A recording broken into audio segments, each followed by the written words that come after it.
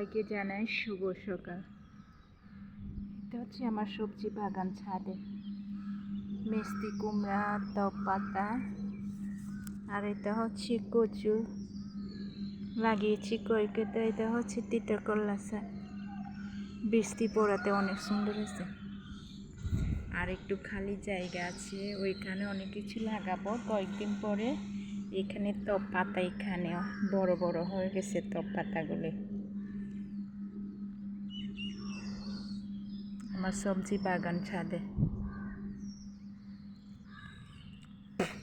আর এখানে মিষ্টি কুমড়া গাছটা যখন বড় হবে উপরে তুলে দিব। এখানে প্রতি বছর এখানে মিষ্টি কুমড়া অনেক ধরে।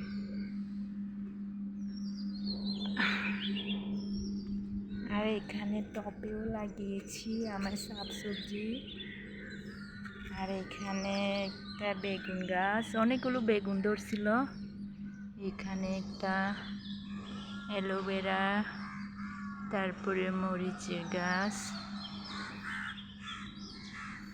আপনাদেরও যদি খালি জায়গা থাকে ছাদে এরকম লাগিয়ে নিতে পারেন।